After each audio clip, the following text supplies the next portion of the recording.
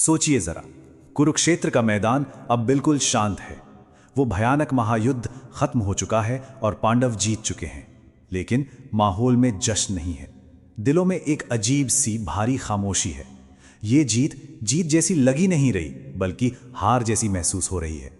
और यहीं से शुरू होती है एक कहानी, एक ऐसी जीत की जो पांडवों को एक बिल्कुल अलग सफर पर ले गई, मोक्ष की खोज में।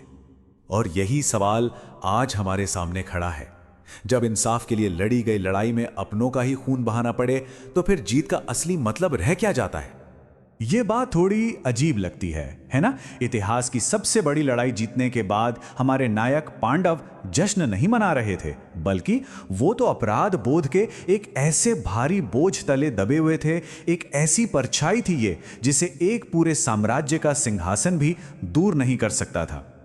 उनके इस सफर को समझने के लिए सबसे पहले हमें उस बोझ को महसूस करना होगा जो वो अपने कंधों पर उठाए हुए थे, क्योंकि उनकी जीत की कीमत वाकई बहुत बड़ी थी। जरा उस मंजर की कल्पना कीजिए, कुरुक्षेत्र का मैदान, जहां सिर्फ दुश्मनों की नहीं बल्कि उनके अपने भाइयों, अपने गुरुओं की लाशें बिछी हुई हैं। हर एक नज़र बस एक ही बात याद दिला रही थी। इस जीत ने उन्हें इतना गहरा जख्म दिया कि जो सिंहासन उन्होंने हासिल किया था वो भी उन्हें कांटों का ताज लगने लगा था। और इसी गहरे पछतावे ने उन्हें कुछ करने पर मजबूर किया। वो समझ गए थे कि मन की शांति किसी महल में नहीं, बल्कि माफी के रास्ते पर मिलेगी। एक ऐसा रास्ता जो उन्हें सीधा देवताओं की शरण में ले जाएगा। तो बस इसी अटूट इरादे के साथ उन्होंने फैसला कर लिया कि उन्हें मुक्ति चाहिए। और किसके पास जाएंगे? शिव के पास, जो सहारक भी हैं और उद्धारकर्ता भी। वो निकल पड़े कैलाश पर्वत की तीर्थ यात्रा पर, उनके निवास स्थान। लेकिन वहां पहुंचकर उन्हें एक अजीब मुश्किल का सामना करना पड़ा। शिव उनसे मिलना ही नहीं चाहते थे, वो उनसे छिप रहे थे। लेकिन पांडव, उन्होंने हार नहीं मानी। सबसे बड़े पांडव युधिष्ठिर ने उन सब की अटूट आस्था को आवाज दी। उनकी ये विनती, ये गुहार पहाड़ों में गूंज उठी। दर्शन के लिए एक विनम्र प्रार्थना। उनकी इस लगन पर ध्यान तो दिया गया, लेकिन मुक्ति इतनी आसानी से कहां मिलती है। अब उनकी एक ऐसी परीक्षा होने वाली थी जो न सिर्फ उनकी शारीरिक शक्ति को, बल्कि उनकी आस्था की गहराई को भी आजमाने वाली थी। जैसे ही वो उस मुश्किल रास्ते पर आगे बढ़े, अचानक कहीं से एक विशालकाय सिलुएट उभरा। एक बहुत बड़ा, गुस्से में भरा हुआ बैल जो सीधा उन्हीं की तरफ दौड़ा आ रहा था। वो तुरंत समझ गए कि यह कोई मामूली जानवर नहीं था। अपने भाइयों को बचाने के लिए भीम, पांडवों में सबसे ताकतवर, जिनकी शक्ति की तो मिसालें दी जाती थीं, वो आगे बढ़े। लेकिन जो हुआ वो हैरान कर देने वाला था। भीम की वो ताकत जो पेड़ों को जड़ से उखाड़ सकती थी, आज एक ऐसी दैवीय शक्ति और फुर्ती से टकराई जिसे पार करना लगभग नामुमकिन लग रहा था। ये कोई आम लड़ाई नहीं थी, ये तो उनके पूरे सफर का चरम था। एक ऐसा पल जो उनकी परीक्षा की असली वजह और उस बैल के रूप के पीछे छिपे चेहरे को सामने लाने वाला था। आखिर में एक हताश कोशिश में भीम ने अपनी पूरी जान लगाकर उस बैल की पूंछ को पकड़ा और खींचा।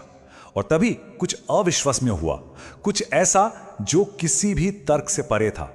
बैल का धड़ उसके सिर से अलग हो गया और बस उसी पल बैल का रूप बिखर गया। उसका धड़ एक चमकते हुए दिव्य शिवलिंग में बदल गया था। परीक्षा खत्म हो चुकी थी। भगवान शिव खुद उनके सामने प्रकट हो गए थे। शिव, जो अब छुपे हुए नहीं थे, उन्होंने पांडवों के दिल में झांका, उनके पश्चाताप की सच्चाई को पहचाना और फिर ज्ञान से भरे शब्दों में उन्होंने उन्हें सांत्वना दी, ये समझाते हुए कि एक धर्म युद्ध का बोझ सिर्फ हथियार उठाने वाले पर नहीं, बल्कि उन हालात पर भी होता है जो ऐसा करने पर मजबूर करते हैं। ये दिव्य मिलन कोई पल भर की घटना नहीं थी। इसने एक ऐसी स्थायी विरासत छोड़ी, उनके मोक्ष के सफर का एक ऐसा ठोस प्रतीक जो आज तक कायम है।